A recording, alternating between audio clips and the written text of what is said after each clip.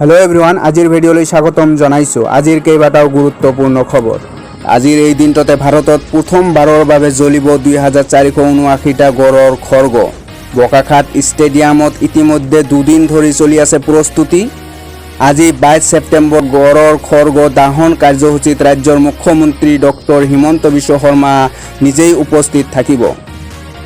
যে আফ্ৰিকাৰ পিছত ভাৰতবৰ্ষত চৰকাৰীভাৱে জ্বলাই দিয়া হ'ব গড়ৰ খৰ্গ। বোকাখাতত আজি মুখ্যমন্ত্ৰীয়ে জুই দিব খৰ্গত।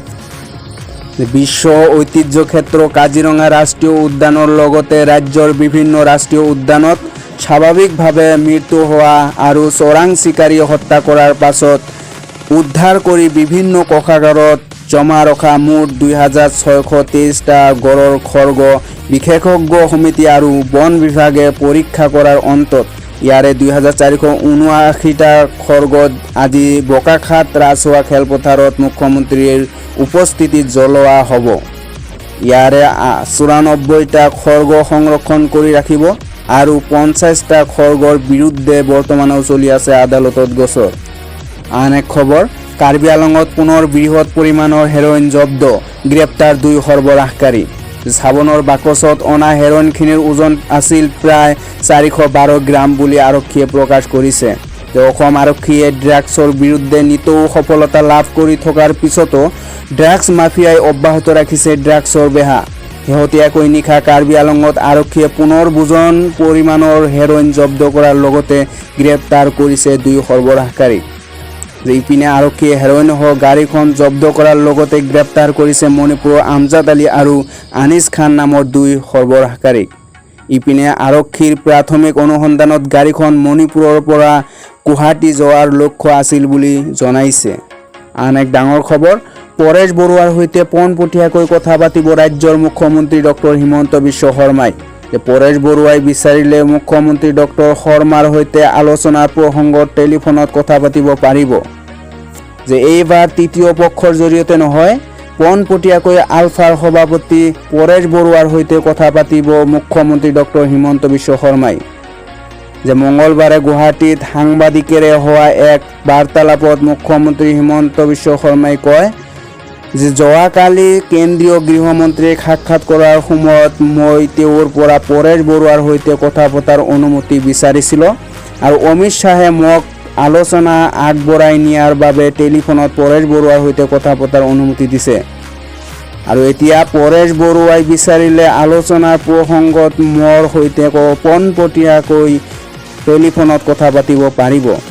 আৰু আলফাৰ সৈতে আলোচনাৰ প্ৰসংগত মুখ্যমন্ত্ৰীগৰাকীয়ে সাংবাদিকৰ প্ৰশ্নৰ উত্তৰত কয় যে অনানুষ্ঠানিকভাৱে পৰেশ বৰুৱাৰ সৈতে আমাৰ আলোচনা চলি আছে, কিন্তু এই আলোচনা তৃতীয় পক্ষৰ জৰিয়তেহে চলি আছে আৰু এই আলোচনাই গতি লাভ কৰিবলৈ হ'লে আনুষ্ঠানিক আৰু পোনপটীয়াকৈ হ'ব লাগিব।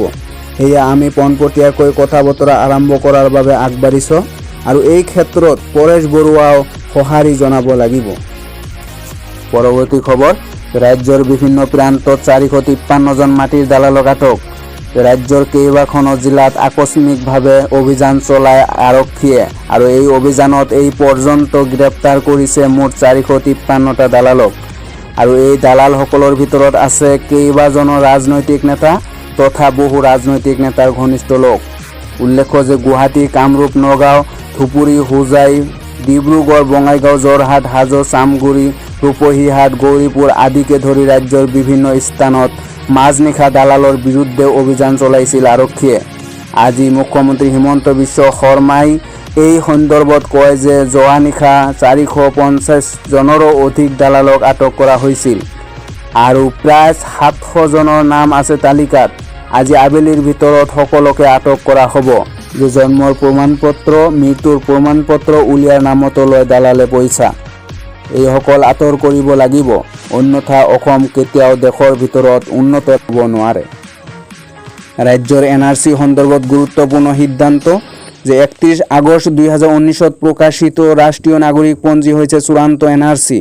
অসমৰ ফৰেনাৰ্ছ ট্ৰিবিউনৰ গুৰুত্বপূৰ্ণ সিদ্ধান্ত।